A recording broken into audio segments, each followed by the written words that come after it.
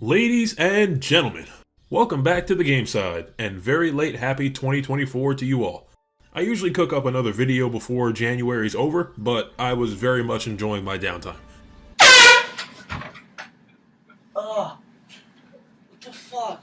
Anyway, I don't have a lot of time to talk. The war effort rages on, and I've got to get back to the front lines before they notice I'm gone.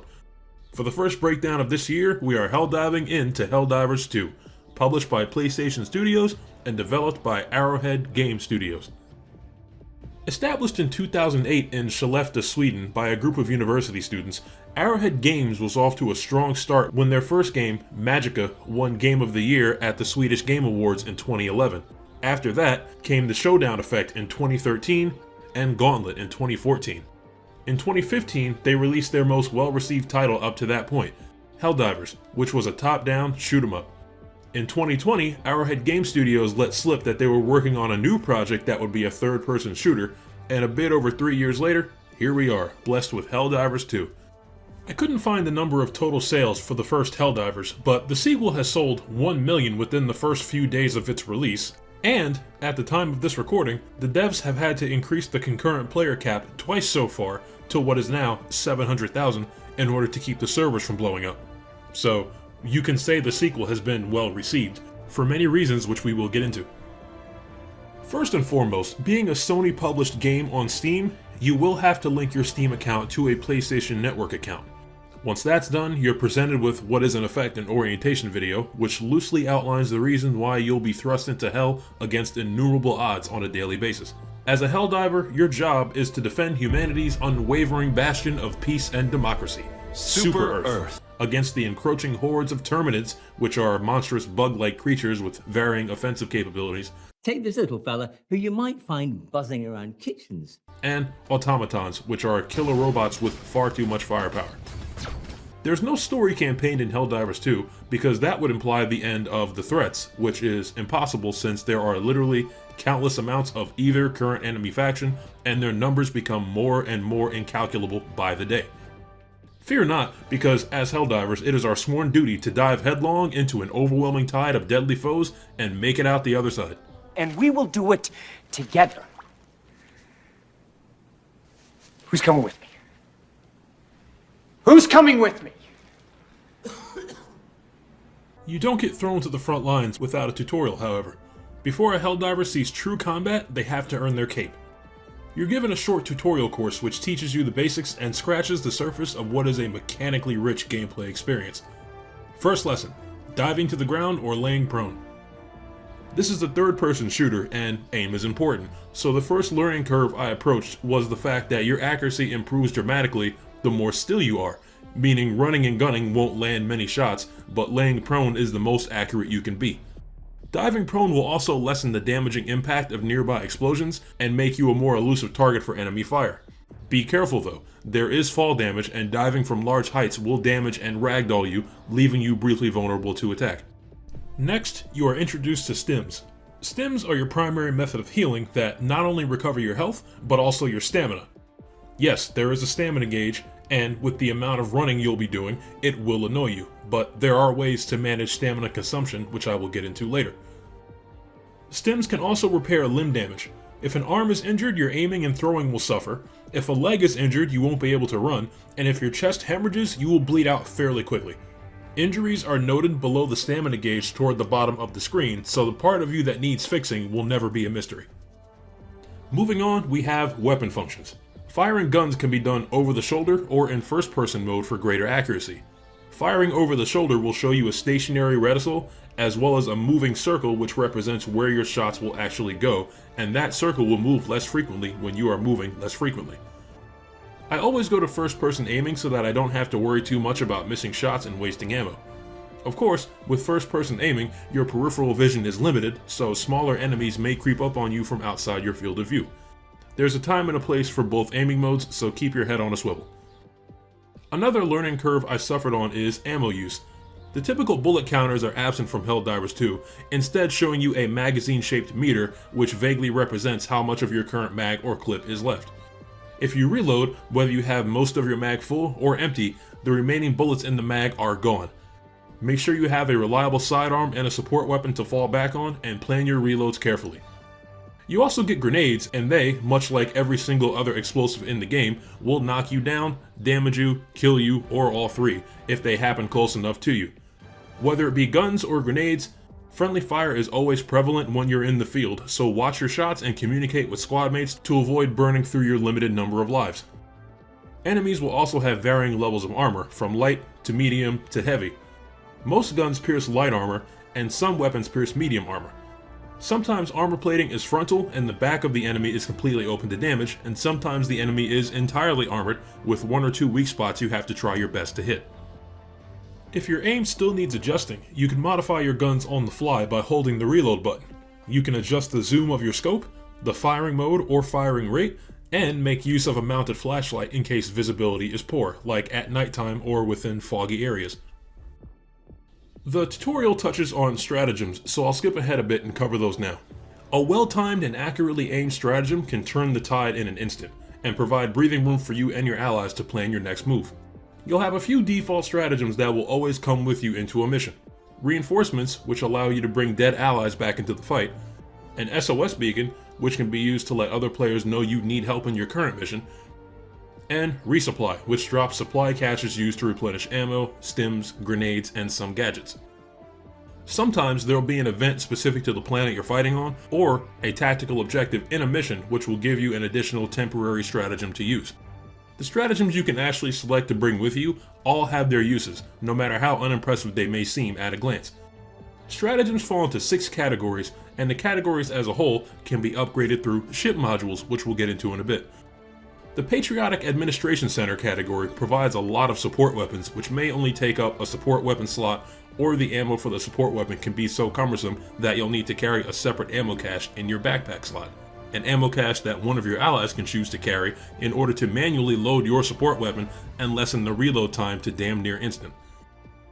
The Orbital Weapons category requires you to throw a beacon to mark the general vicinity where you'd like your Super Earth starship to fire down on with Gatling guns, bombing barrages, or an orbital laser, all of which deal tremendous damage to any living things near the impact zone, including you or your allies.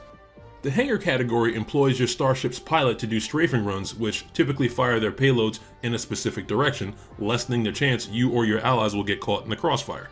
After a few runs with short cooldowns, the pilot will have to return to the ship to reload, which takes a bit. This category also features a jump pack you can call down to equip. Not a jetpack, a jump pack.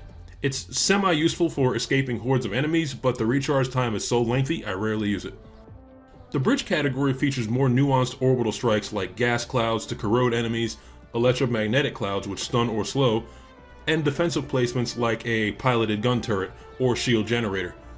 The Engineering Bay category is about gadgetry with deployable minefields, additional support weapons like a laser cannon or an arc thrower, and some backpack equipment like a guard dog drone or a ballistic shield. Last but not least, we have the Robotics Workshop category, allowing you to call down various kinds of automated sentry turrets you can pick from. One thing to keep in mind, turrets and drones target enemies and do not care if a Helldiver is standing in the line of fire. So lay prone or stay well ahead of any You know what? Just don't be in the way of bullets or bombs regardless of who or where they're coming from. I would say the most useful stratagem category is the PAC, because while you can't give stratagems to your allies to use, you can call a support weapon or a backpack gadget down for yourself and then call down another one for an ally that may not have brought one or doesn't have that specific one unlocked. Remember to coordinate with your allies as best you can and pay attention to the mission briefing. The worst thing is getting boots on the ground only to realize you've got the wrong tools for the job, especially on the higher difficulties. Where was I? Oh, right, the tutorial. The final part of the tutorial gives you an example objective to complete. Plant the flag and kill a few enemies. Once that's done, you earn your cape. Now there's a Helldiver! And you are officially a Helldiver. You've barely got your feet wet and you're given a whole entire starship to command and also name. Once you name your ship, you're free to undertake missions at your leisure, but not too leisurely. There's a war to fight.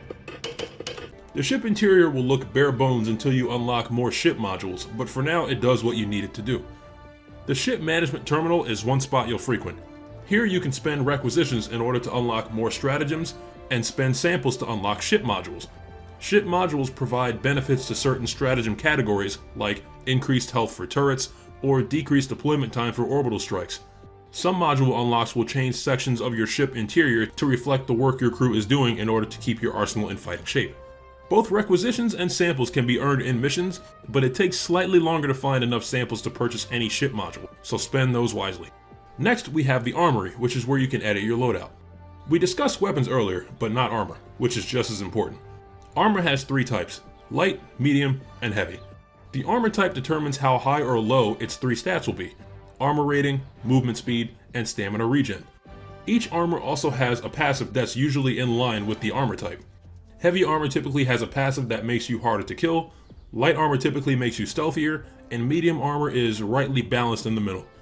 As of right now, helmets and capes are more for show, but it's entirely possible they'll get passives at a later date. As with weapons, it's best to pick the right armor for the mission.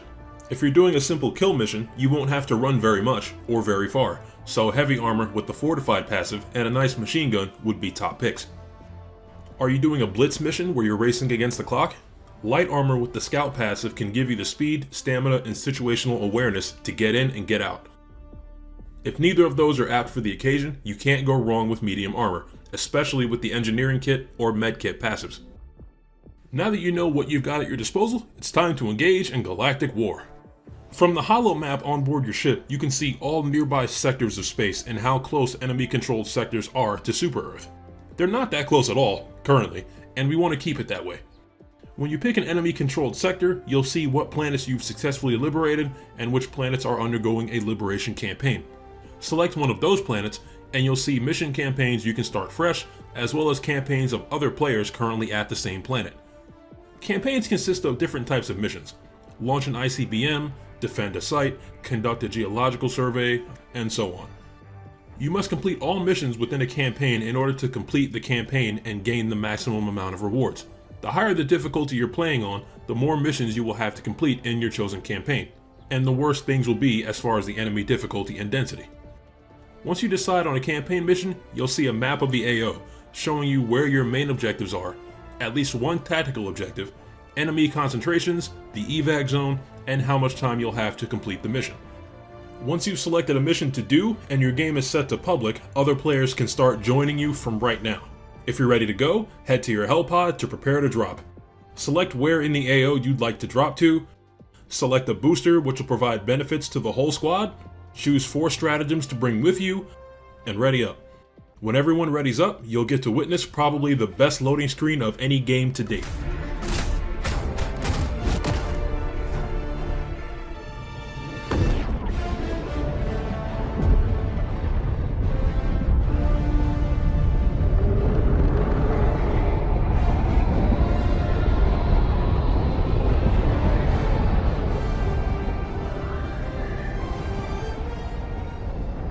Destroyer joining squadron, deploying Helldiver. Now that you're planetside, welcome to hell, motherfucker! Depending on where you just landed, this may be the most peace you'll have in this entire mission, so it's common practice to call down support weapons and backpack gadgets right now. The map is accessible at any time, and all players can mark points on the map to weigh in on where the team should head next. While roaming around during a mission, you'll find samples, medals used to buy new armors and weapons, requisitions, XP to level your character, and even super credits, which are the premium shop currency of the game. With all that possible loot tempting you, don't get distracted from the mission objectives and always keep an eye on the time. Most missions give you 40 minutes. Extraction takes 2 full minutes to arrive and doesn't stay long before leaving. Also a good thing to note, certain terrain will slow you down, like waist-high bushes or hazardous plants, so pay attention to the terrain, especially if you're running for your life. Another mechanic that keeps you on your toes and adds some depth to the missions is environmental conditions. If a planet is very hot, your stamina regen will suffer and laser weapons will overheat much faster. If the planet is cold, any laser weapons will overheat at a slower pace, but the rate of fire of normal guns will decrease. Sometimes there will be sandstorms, thick fog, or rainstorms which affect visibility, but visibility also matters to the enemy because the easiest enemies to kill are those that don't even know you're there. If a player dies, they'll drop all their gear plus any samples they may have picked up. However, if one of your allies is a true G, they'll throw your respawn beacon back towards your dropped items so you can pick everything back up and not have to call your support weapons or gadgets down again. I want to point out that was actually a very good throw, Jason. Yeah, I was very shocked you got directly on top of your stuff. Yeah, I landed Did you right move it all, directly or did I actually hit it?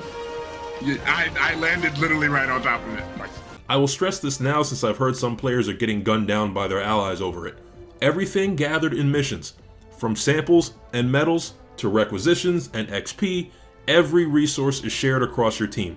If you die and someone else picks up your samples on the way by your corpse, that is fine. You'll still have them banked once the mission ends. It doesn't matter who picks up the loot as long as someone does. A final tip, missions can get fucking insane. Enemies pressing you from all directions, you're out of ammo, you can't take a moment to call down any stratagems, and the clock is ticking down. When you get to these times, it's important to remember. Keep fighting. Helldiver General Brash doesn't tolerate cowards. If you're trying to run away, they put you in jail. Right away. No trial, no nothing. If you try to hide from the enemy, also jail. If you try to run and hide from the enemy, believe it or not, jail. If you think your cape clashes with your armor set and you'd like to take it off, right to jail, right away. Once your mission is completed, head to the evac point marked on your map and make the call. Defend the evac point, be careful you don't get cooked by the shuttle's afterburners, board the shuttle, and you're home free. Your requisitions and XP earned is based on how many main and optional objectives you completed, how many players extracted, how many enemy outposts you destroyed, and how much mission time was remaining. Every mission completed in a campaign rewards more medals each time. Once you make your triumphant return to the ship, hit the ship management terminal to buy new stratagems or unlock modules, hit the superstore to spend medals on new weapons and armor, and then set out on the next mission. That's it. That's the game. Fight, fight, and fight some more. For liberty, for democracy, and for Super Earth. Before I forget, you also get a major order, which is a mission that is progressed by the joint efforts of the entire Helldivers community and takes place over multiple days. Major orders will usually ask the community to collectively complete enough missions to liberate or defend entire planets. Most importantly, successfully completing a major order rewards you with a generous sum of requisitions or medals. There are also daily personal orders that ask you to do pretty easy things, like killing a certain number of a certain type of enemy or getting kills with a certain gun or stratagem. Personal orders are disabled right now, but hopefully by the time you watch this, they'll be functional again. Arrowhead has made it clear they have no intention of adding PvP, which is fantastic. They've also announced that land vehicles and mech suits are on the way, which is going to thoroughly shake up the war effort in the best way possible. The thing I'm most surprised by, with a game released in this day and age, is how much you are not pressured to spend real money. Super credits can be used to buy armor sets not found in the war bond where you unlock all your other equipment, and those armor sets do still have armor passives. However, there's currently only a handful of armor passives, and you're guaranteed to be able to afford a set for every armor passive just by playing the game, as you would normally. So there's absolutely no pressure to spend any additional money. Plus, the credits are cheap, so even if you did want to support the developer, they're not asking for a fat chunk of your income. Any armor you want, any weapon you want, any stratagem or ship module you want has to be earned through a modest, and mostly metaphorical, donation of blood, sweat, and tears, which is the way it should be. If you've been on social media, you've no doubt seen an amazing bombardment of Helldivers 2 memes, and it's good to see the community having a grand old time. But you've also probably heard about rampant server or connection issues, crashes, and graphical glitches. At the time of recording, I no longer have to wait at the login screen due to the server being at capacity, but I still fail to connect to other games sometimes, as well as suffer the odd graphical glitch every so often. Lastly, and this is more of a personal grievance, you only need to complete a mission at a certain difficulty one time before unlocking the next difficulty up, so low-level players fresh to the fight will probably slip into one of your high difficulty games and proceed to burn through all your available lives by dying constantly. You barely have time to reload on the harder stuff, so you definitely don't have time to stop and kick people every 2 minutes. Here's hoping Arrowhead fixes that at some point. All that being said, even with the myriad of issues getting in the way of people playing, players can't help but absolutely love this game, and after the 39 hours I put into it so far, it's no mystery as to why. But that's just my 2 cents. If you're keen on joining the war effort, Helldivers 2 is available now on PS5 and Steam for the shocking price of $40. Xbox players have made it clear they want to join the battle, and if it's logistically possible, Arrowhead will one day let them. As always, if you enjoyed the video, leave a like and subscribe if you want to see more. This has been Helldivers Cygnus Jason, and I will see you on the front lines.